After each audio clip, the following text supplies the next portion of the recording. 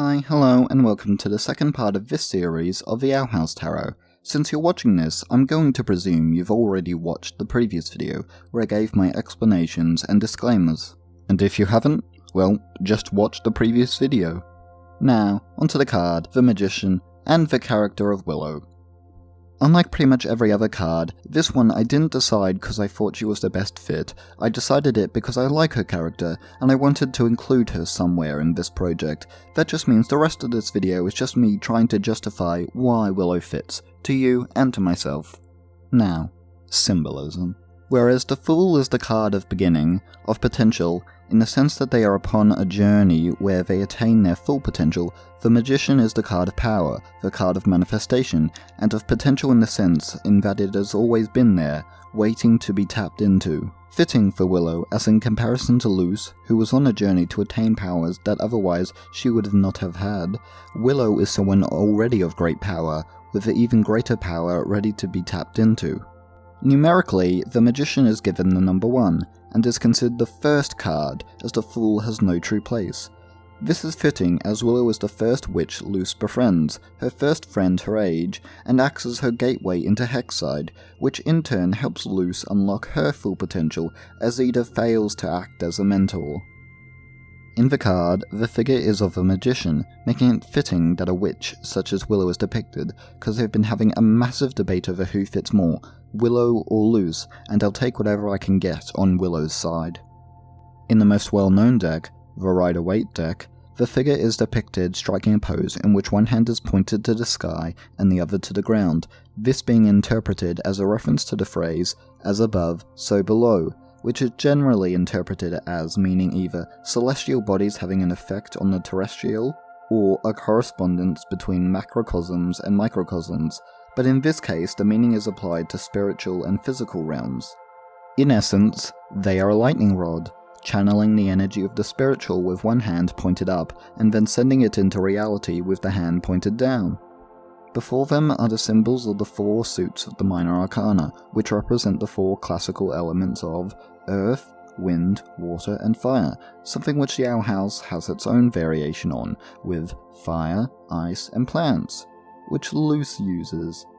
This was the main thing that made me ponder whether or not it should be Luce instead of Willow. Eventually, though, I still chose Willow. This did mean, however, I cut out the table and the objects on it, cause that just didn't fit with the concept for her.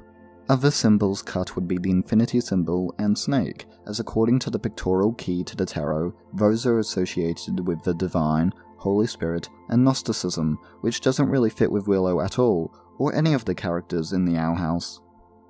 The robes the Magician wears are coloured white and red, white representing purity and inexperience, and you can't deny Willow is just the purest little thing, and while she is very powerful, she's still a teenager and is very inexperienced, and still growing into her own person. The red is representative of willpower and passion, which Willow has in spades, but also rage and revenge, which if you remember understanding Willow, she has a lot of repressed emotions surrounding just that. The card is associated with the planet Mercury, which astrologically speaking is tied to Gemini, as well as Virgo, the maiden who is often associated with Demeter, a nature goddess, fitting for Willow, who is arguably the most powerful plant magic user in the show.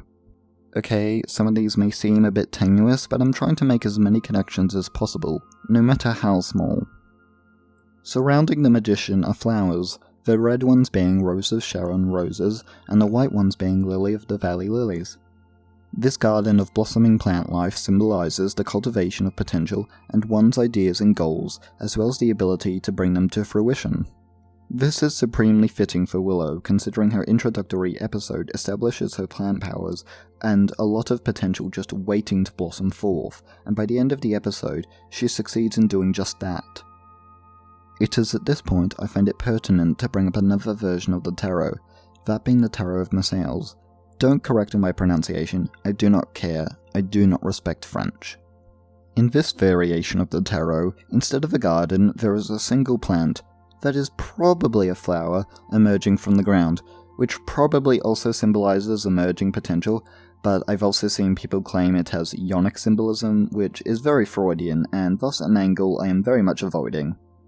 Either way, remember what Willow's first feat of magic in the show was? That's right, revitalizing a single flower.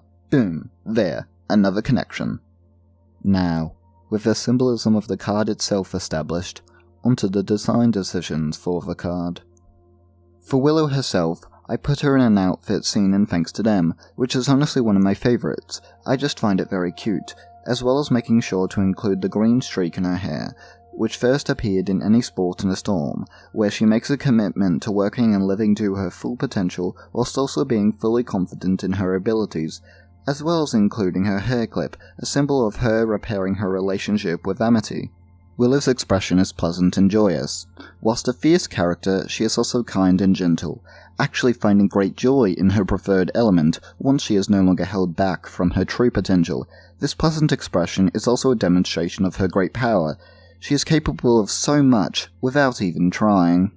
Her arms are in the same position as the Magician, with the hand raised above, spewing a spark of purplish-pink flame, used by Inner Willow, a representation of her psyche, of drawing power from within to affect reality, whilst also referencing the wand the Magician wields, as the element associated with the wand in the tarot is fire.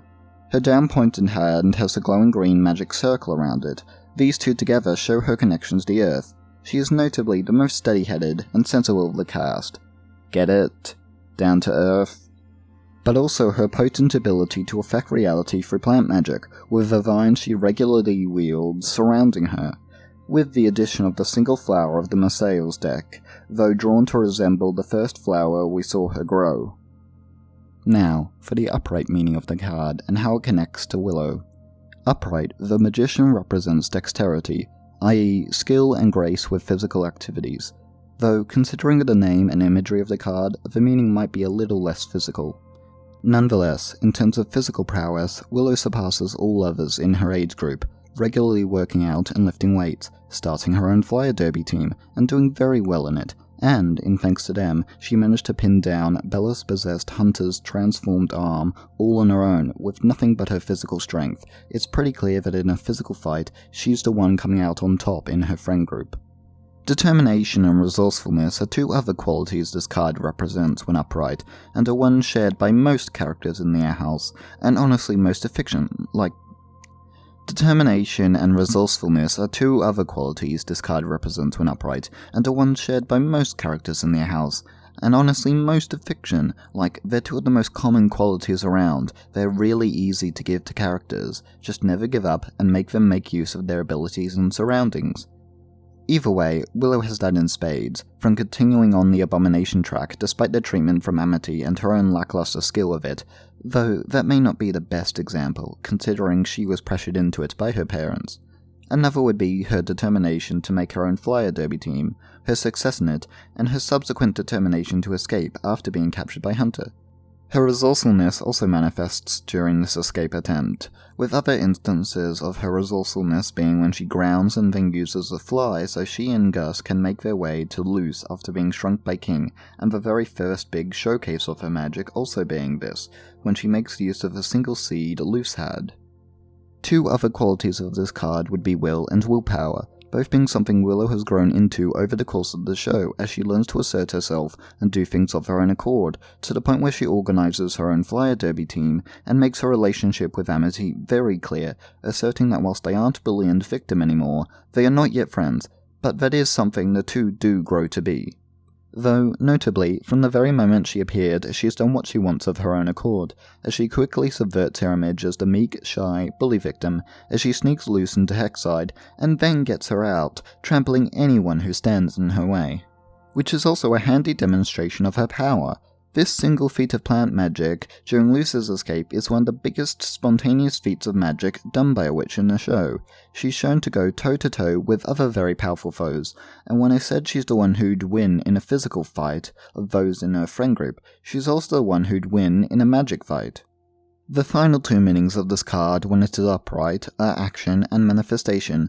For those two, just see the points before about will and power. Willow is an active character from the very beginning, and after a little help from Luce, she becomes even more so, working to shape her life and relationships, and manifesting the outcomes she wishes to see. Now, onto the inverted meanings. Inverted, the card can mean will being applied to evil ends and ill intentions. While nothing Willow has done can truly be described as evil, in a couple of occasions she's certainly held ill intention and has applied her will to less than pleasant ends. Namely, when she pushed for her friends to take the Owl House for a joyride in Hootie's Moving Castle, instead of returning it to its proper place because she wanted to show Amity she was a powerful witch, with this act putting them in danger. And whilst the intent to show up Amity may not have been evil per se, deceiving her friends and pushing for them to do something like this was irresponsible. But it was an interesting piece of character work that just made me love her all the more, that the shy bullied kid isn't this pure sweet paragon of virtue, as did the other example, that being her inner self wanting to burn every memory of Amity and Amity herself, acting as a pure embodiment of the rage she felt towards Amity for being bullied by her, with said bullying shaping her image of herself, as well as leading to a weakness of will, which is another meaning of this card when inverted. As mentioned earlier, deceit is something she'd engaged in order to achieve her own goals, so that meaning of the card certainly applies to her. Though the next meaning, confusion, doesn't really apply to her, but the following meaning, being manipulated, which also ties into the previous meaning of deceit, certainly applies to her, thanks to Hunter, who is the one who deceived and manipulated her and her teammates so he could bring them to the Emperor. Don't worry, he made up for it. Not because he saw how much he hurt her, but instead because someone pointed out that the talismans would be taken to Belos. Moving on from that, and on to another meaning that she exhibits, that being led astray, which ties into another meaning of being limited from one's full potential, as she was pressured into the abomination track, one that she had no aptitude for and continuously struggled with, resulting in even more bullying. After all of this, I hope this was a convincing argument in Willow's favour, mainly to me, because it was so tempting to give it to Luce again, who's already planned to be on like a dozen other cards. Anyways, thanks for watching, and goodbye.